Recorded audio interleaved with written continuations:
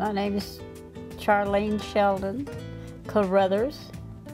I was born in Fargo, Oklahoma, which is a little town west of Woodward. My parents moved to Edmond in 1928. My father was a policeman in Edmond when they had only 4 policemen, and I think now there's close to 200. I went to school at the Edmond schools. I had 3 brothers and 1 sister. I met my husband, Glenn Caruthers, at the Wide Awake Cafe on Broadway in Edmond, which was old 66 at the time. He had just returned from World War II, and we were married in 1946 and made our home in Edmond for some time, and then we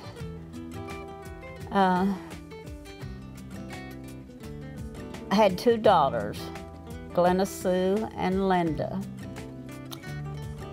I went to work for WKY-TV in April 6, 1953.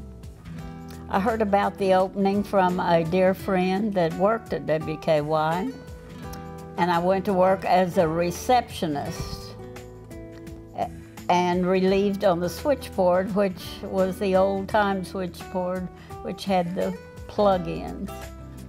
I took tours, and we had live shows at that time and met so many people. Ed Sullivan, Glenn Campbell, and many people. Some of our live shows were Tom Paxton, Chrissy Thomas, Danny Williams' show when he had the elderly people. And then in about 5 months, I was hired as a film editor, which I was trained on the job, and I went to work for Tiki Bawden. And at that time, they taught me the film industry, and we had live commercials, slide with copy, or film commercials. And I provided the film commercials, and also we had most of our shows in the late evening were film shows, and I edited those for breaks or for the time-wise it was bought. And then in 1957, Tiki Bawden retired, and I was made supervisor of the department, and at that time it was film and copy. And we did the copy for all of the live commercials, live shows. And the announcers, the directors would come into the office and pull a copy. And I worked with the agencies in receiving the commercials, like Howard Newman, Patty Mize, the Runkle Company, Ackerman, Rice, and so many more. And at the time I first started in the Channel 9 wasn't even on the air, so it was really an interesting job. So we were all learning. The schedule was done by the traffic department, and near the end of the day they would come into our department, and we'd put the film commercials or the copy, whether it be copy with it, and then they would type the commercials, and then we had a person that would run the schedule, and it was delivered to the different parts. Also, we had live announcers that did the station breaks. In September of 1954, we started OU Playback, and I was the film editor at the time, and Johnny Shannon and Fred Wolf were the photographers, and they filmed the games. We edited to the show. We had a stop frame between each play, which had to be removed, and then it also had to be timed out to the time period that the slot that the OU Playback. I also worked with Bud Wilkinson, Howard Newman, Joe Jerkins, and Monty Mann Sr. from Low Runkle, which they had Kerr-McGee, which sponsored the coaches show. And I was the only one, I believe, in the room that didn't smoke, and it was, they smoked cigars, so it was always a smoke-filled room, which I didn't mind because my husband smoked anyway. And they were always so kind to me. When they started color for OU Playback, they had to take the film to Dallas to be processed because the station didn't have a color processor. So at that time, I started coming out around 10:30 at night and worked all night and until I had the film ready to go on the air.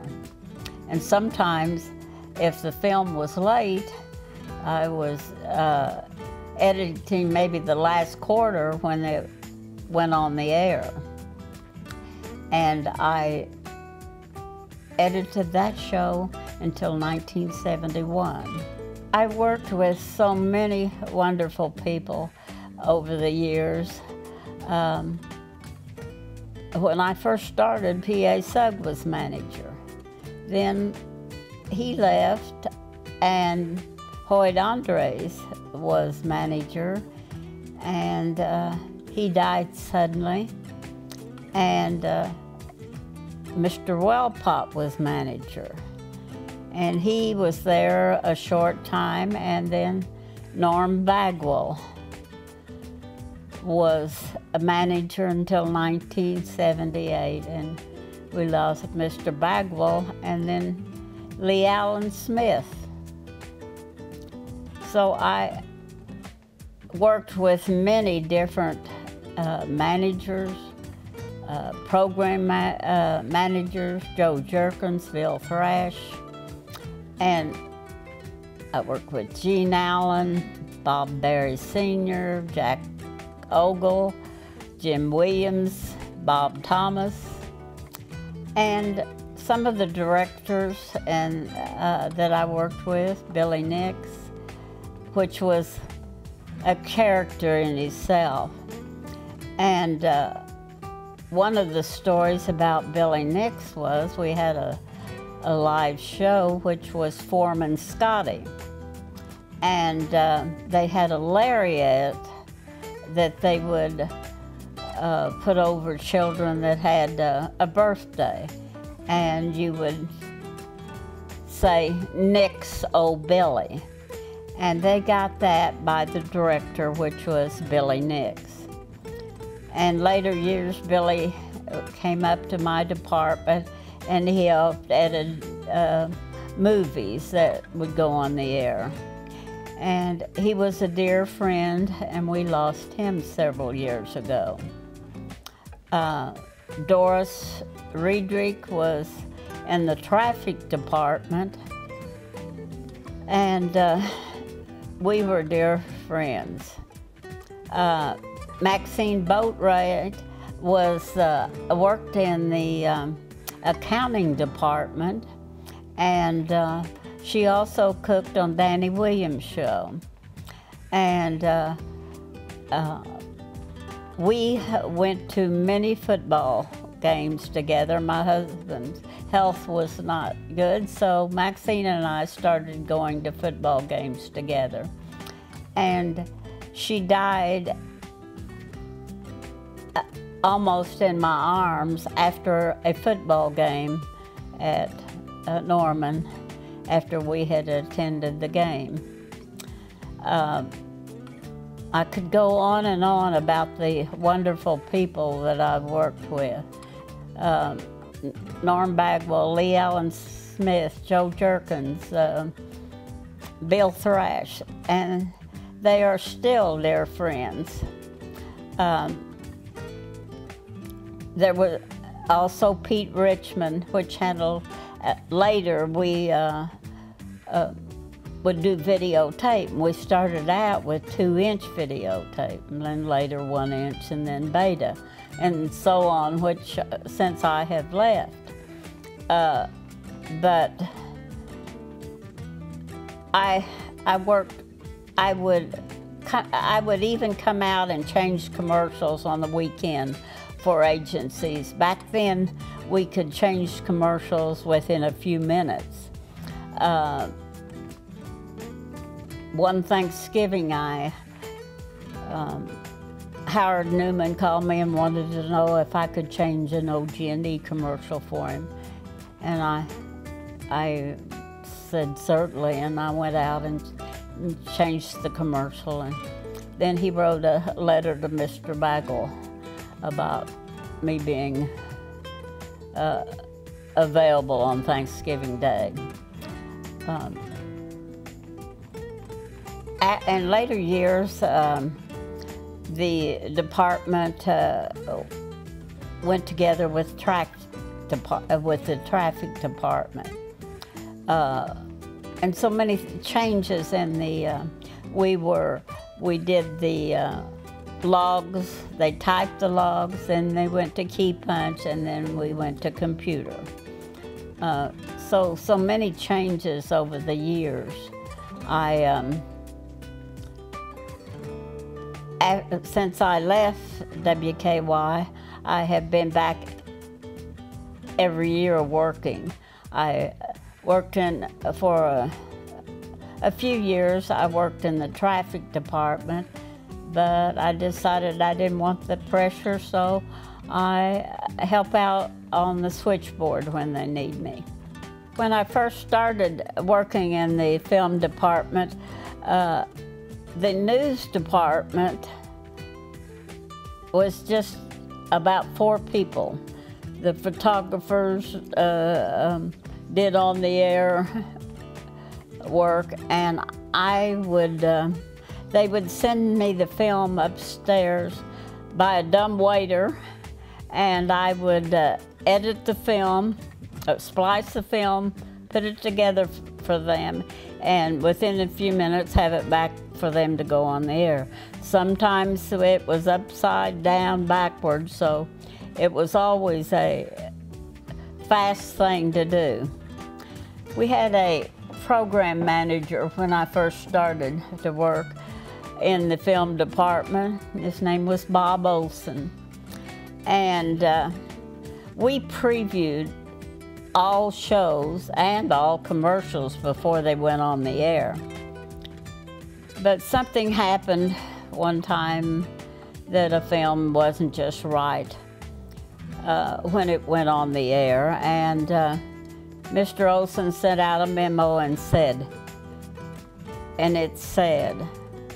preview all film that has something wrong with it. So we always got a laugh about that.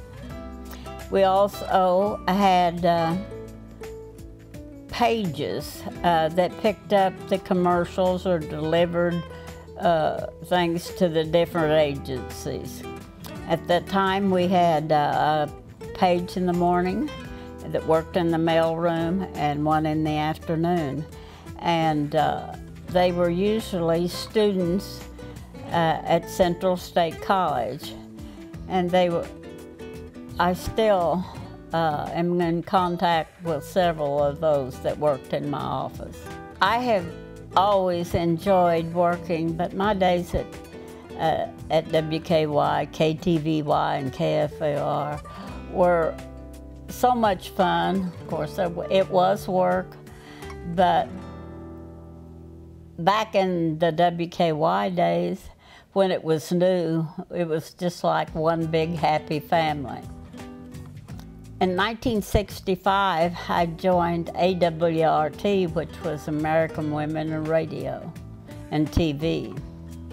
The station sent me to 11 conventions, and I met so many people. I still have friends that I am in contact with, and also still belong to the organization, and I still attend some of the meetings. I enjoy going back and visiting with everyone, and will say they are always the most professional people that you could ever ask for.